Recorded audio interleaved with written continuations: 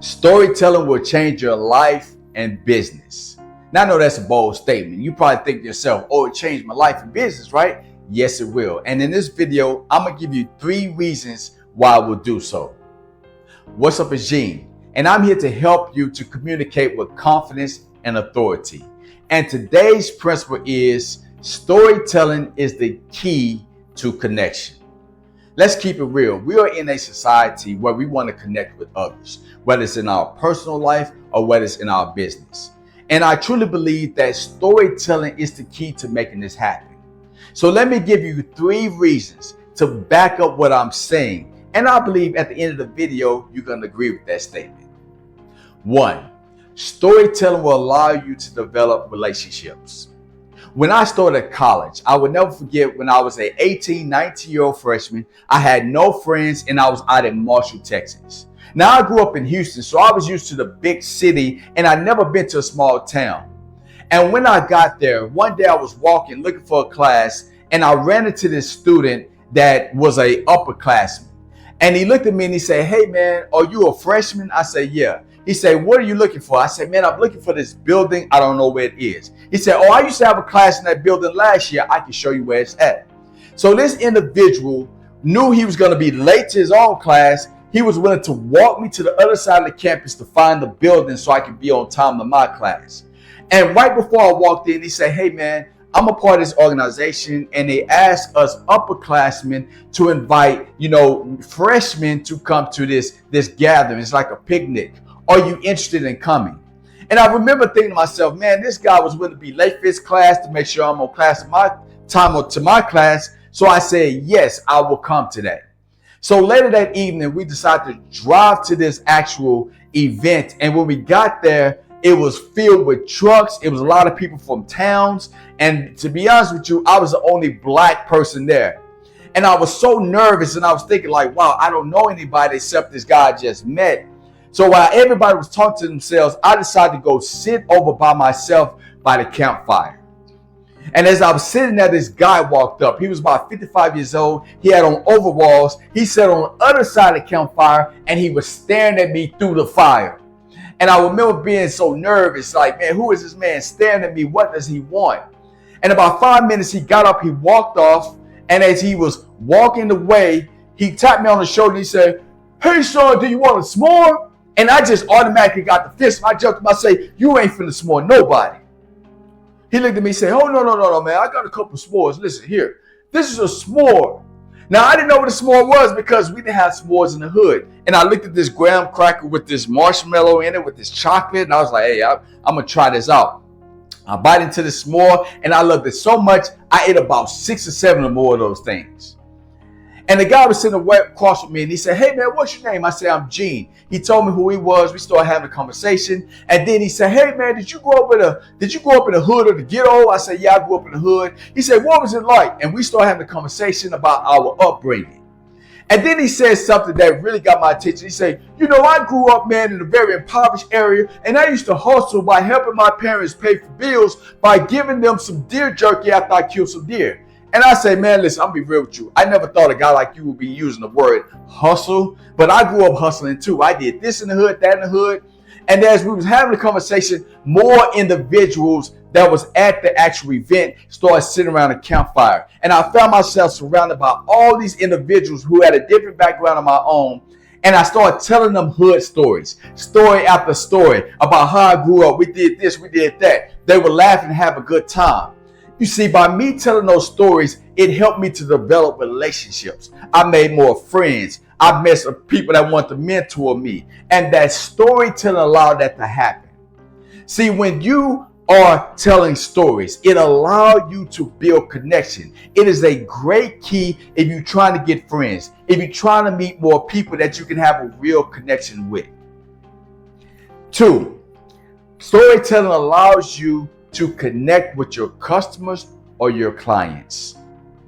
When I was working in the healthcare industry, at one point I was a behavior change specialist and exercise physiologist, and I also worked in the exercise clinic.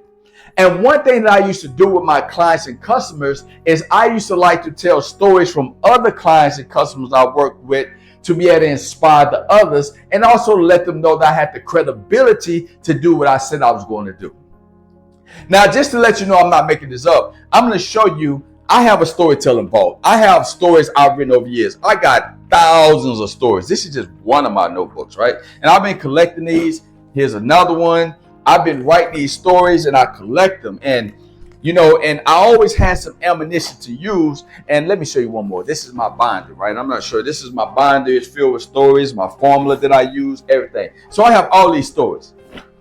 So I remember one particular day, I got this new lady. She came into the clinic and she was like, listen, I just been diagnosed with breast cancer. I don't know what I'm going to do. I have 2 kids at home. I just want to give up. I think I'm going to die. I don't know what's going to happen. And I looked at her and I said, man, listen, I have another lady named Miss Shirley. She was in your same situation. And Miss Shirley came to me and she had tears in her eyes. She was so afraid. And she said, listen, I got an 8-year-old boy. I've been diagnosed with stage 3 cancer. I've been crying every night. I've been feeling sorry for myself. But you know what? I'm tired of feeling sorry for myself. It's time for me to attack this cancer. And that's what Miss Shirley did. And you know what?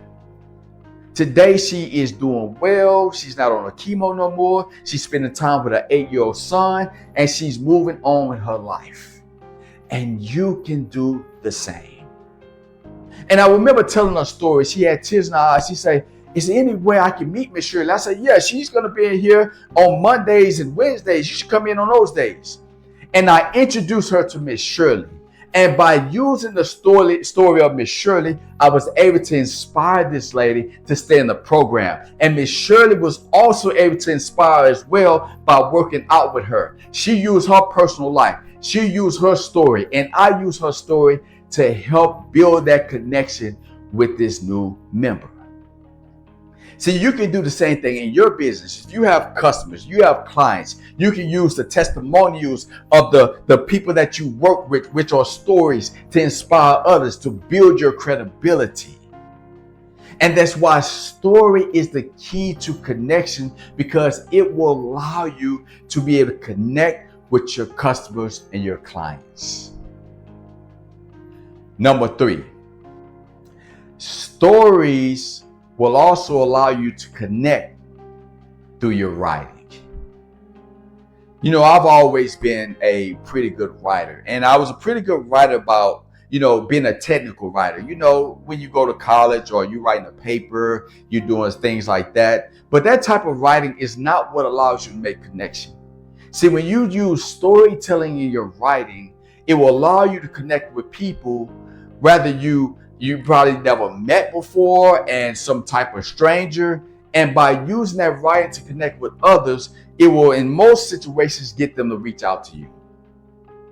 When I first wrote my book, Overcome Your Empty Closet, I sent it out to school districts, and I sent it to schools with kids that had a lot of behavior issues, and even to some of the schools here locally. And one day, sometimes I go substitute teach when I can. One day I was substitute teaching.